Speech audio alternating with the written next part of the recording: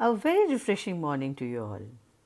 अब तक की हिंदी की कक्षाओं में हमने हिंदी एमसीबी यानी मुग्धा के पाठ 1 विमल इंदु की विशाल किरणें तथा पाठ 2 नादान दोस्त का पठन कार्य किया, जिसमें आप सबने पठन अभ्यास, प्रश्नोत्तर, संबंधित अभ्यास कार्य तथा इनसे संबंधित रचनात्मक गतिविधियों को किया। इसी तरह हमने हिंदी व्याकरण में पाठ 1 यानी भाषा और व्याकरण का अध्ययन कार्य किया, जिसमें आपने इनसे संबंधित प्रश्नोत्तर, अभ्यास तथा अभ्यास पत्रों को किया। आज हम शुरुआत करते हैं हिंदी व्याकरण के पाठ 2 वर्ण विचार यानी फोनोलॉजी का अध्यापन कार्य करेंगे। तो चलिए शुरुआत करते हैं, लेकिन शुरू करने से पहले मैं आपको बता दूं कि आज हम पाठ 2 के भाग 1 में वर्ण, वर्णमाला, स्वर, स्वर के भेद, स्वर की मात्रा, अनुस्वार, अनुनासिक, विसर्ग का संक्षिप्त अध्ययन कार्य करेंगे। तो चलिए शुरुआत करते हैं। जैसा कि आप सभी जानते हैं कि मानव मुख से उच्चरित भाषा जो कि हमारे मुंह से ध्वनि के रूप में निकलती है, ये ध्वनियाँ ही वर्ण कहलाती हैं। वर्ण भाषा की सबसे छोटी इकाई होती है और इन ध्वनियों के टुकड़े नहीं किए जा सकते, यानी वर्णों को और टुकड़ों में विभाजित नहीं किया जा सकता। अतः वर्ण भाषा की सबसे छोटी इकाई कहलाती है। हिंदी के वर्ण देवनागरी लिपि में लिखे जाते हैं। आप सभी जानते हैं कि शब्द वर्णों के मेल से ही बनता है, तो हम कह सकते हैं कि वह छोटी से छोटी ध्वनि जिसके और खंड यानी टुकड़े नहीं किए जा सकते वर्ण कहलाती है। वर्णों के समूह को ही हम वर्णमाला कहते हैं। वर्णमाला मतलब जैसे कि आपने देखा है कि गले में जो पहनने वाली मोतियों की माला होती है, उसमें एक एक मोती जुड़कर एक माला बनाती है, वैसे ही वर्णमाला में एक एक वर्ण मिलकर पूरी वर्णमाला को बनाते हैं। यानी वर्णों का व्यवस्थित समूह ही वर्णमाला कहलाता है। हिंदी वर्णमाला में कुल 52 वर्ण होते हैं, यानी 52 वर्ण होते हैं। अगर हम इन्हें डिवाइड करें तो कुछ इस प्रकार से हम डिवाइड करेंगे। स्वर 11 होते हैं, आयोगवा 2 होते हैं, आगत ध्वनियाँ 2 होती हैं, व्यंजन 33 होते हैं और संयुक्त व्यंजन 4 होते हैं। इस तरह कुल संख्या वर्णों की 52 होती है। तो स्वर देखिए होते हैं अ, आ, ई, उ, री, ए, आई, ओ, औ। अंक और आह ये आयोगवा कहलाते हैं। आगत ध्वनियाँ यानी जो दूसरी भाषाओं से हमारी हिंदी भाषा में आ गई हैं, उन्हें हम आगत ध्वनियाँ कहते हैं। जैसे औ, ये अंग्रेज़ी का है। नुक्ता जो कि अरबी और फ़ारसी भाषा में ज़्यादा प्रयोग किया जाता है। उसके बाद आते हैं व्यंजन। व्यंजनों की संख्या जैसे कि मैंने अभी आपको बताया कि 33 होती है। तो चलिए देखते हैं कौन कौन से व्यंजन हैं।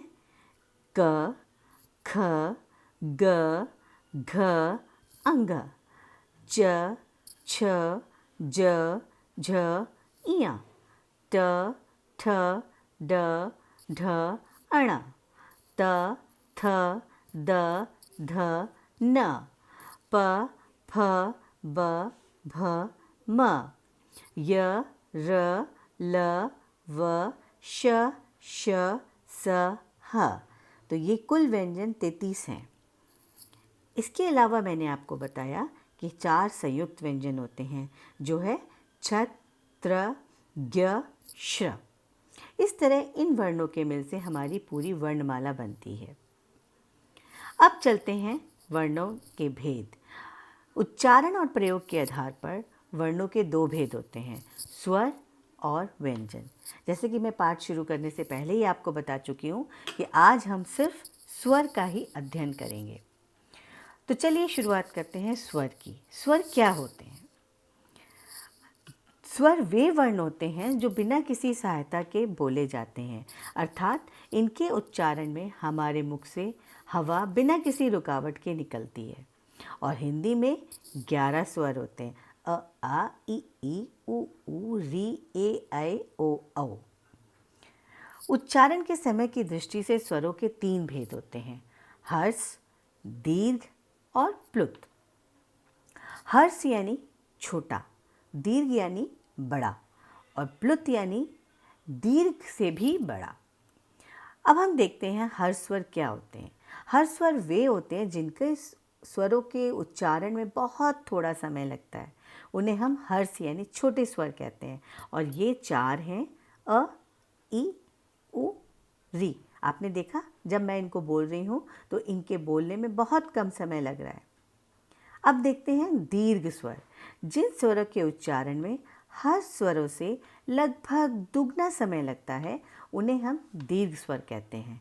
और ये संख्या में 7 हैं, आ, ई, उ, ए, ऐ, ओ, औ।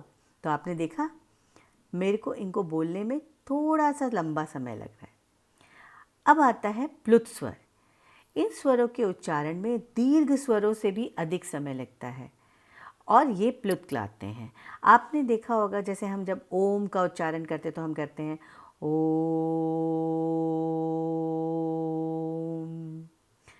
तो इस तरीके से जैसे हम किसी को जब हम बुलाते हैं या पुकारते हैं तब भी हम इसी तरह से कहते हैं, अरे सुनो ज़रा, इस तरीके से।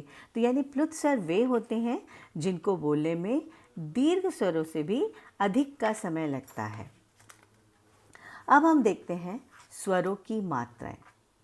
आप सबको मैं बताती हूँ कि स्वर स्वतंत्र रूप से भी प्रयोग किए जाते हैं किंतु जब स्वरों का प्रयोग व्यंजन के साथ किया जाता है तब इनका स्वरूप बदल जाता है और ये बदला हुआ स्वरूप ही मात्रा कहलाती है।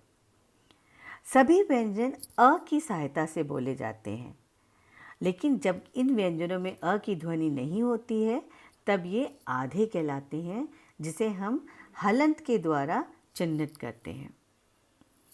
सभी व्यंजनों में अ स्वर मिला हुआ होता है तभी हम उसका उच्चारण कर पाते हैं। यदि इन व्यंजनों में अ स्वर ना हो तो हमें उसके उच्चारण में बहुत ही मुश्किल होगी। अतः व्यंजन वे वर्ण होते हैं जो स्वरों की सहायता से बोले जाते हैं। स्वर व्यंजन के साथ मात्रा के रूप में ही प्रयोग किए जाते हैं। वैसे स्वरों का प्रयोग स्वतंत्र रूप से भी किया जाता है। जैसे कि अगर आप कहते हैं अंगूर, अंगूर में अ, जैसे आप कहते हैं अचार, अचार में अ स्वर है जो कि स्वतंत्र रूप से प्रयोग किया गया है। वहीं चा में आ सुनाई दे रहा है जो कि स्वर है, यानी व्यंजन च प्लस आ से मिलकर बना है। अब हम देखते हैं अनुस्वार। जैसे कि मैंने पहले भी आपको बताया था वर्णमाला के समय कि आयोगवाह अंक और अ होते हैं। तो अंक और अ क्रमशः अनुस्वार व अनुनासिक कहलाते हैं। अनुस्वार क्या होते हैं? जिन स्वरों को बोलते समय हवा केवल नाक से निकलती है वे अनुस्वार कहलाते हैं। इसीलिए अनुस्वार का प्रयोग हमारे नासिका से होता है। जैसे आप बोलते हैं कंगन, बंदर, गंगा, मंदिर इत्यादि के उच्चारण में आप जब बोलते हैं तो आपके नाक में थोड़ी सी झंझनाहट आपको महसूस होगी। अब हम बात करते हैं अनुनासिक की। जिन स्वरों का उच्चारण करते समय हवा मुख और नाक दोनों से निकलती है उन्हें हम अनुनासिक स्वर कहते हैं। और अनुनासिक का प्रयोग वर्णों के ऊपर चंद्र बिंदु के रूप में किया जाता है, जैसे माँ, चांद इत्यादि। तो आपने देखा अनुस्वार बिंदी के रूप में और अनुनासिक चंद्र बिंदु के रूप में वर्णों के साथ प्रयोग किया जाता है। इसके अलावा विसर्ग का उच्चारण ह की तरह होता है तथा इसका चिन्ह वर्ण के पीछे 2 बिंदुओं के रूप में किया जाता है। जैसे आप कहते हैं अतः, देखा आपने तह में आपको ह सुनाई दिया, लेकिन आप जब इसको लिखित रूप में लिखेंगे तो आप ह नहीं लिखकर उसके स्थान पर 2 बिंदी लगाते हैं जो कि विसर्ग कहलाती हैं। इसी तरह आपको मैं अन्य उदाहरण बताती हूँ, प्रातः, अतः। इस तरह से आप सब में हम वर्णों के साथ विसर्ग का प्रयोग करते हैं। विसर्ग का उच्चारण स्वरों के साथ ही होता है, परंतु ये स्वर नहीं होते। तो आज के लिए बस इतना ही। बाकी का शेष मैं आपको इस पाठ के दूसरे भाग में पढ़ाऊंगी। उम्मीद करती हूँ आप सबको ये पाठ अच्छी तरीके से समझ में आ रहा होगा। अब आप और पाठ को अच्छे समझने के लिए मैं आपको एक लिंक भेजूंगी। आप उस लिंक को खोलिएगा और उसमें दिए गए वीडियो को ध्यान से सुनिएगा और समझने का प्रयास करिएगा। Have a nice day to you all.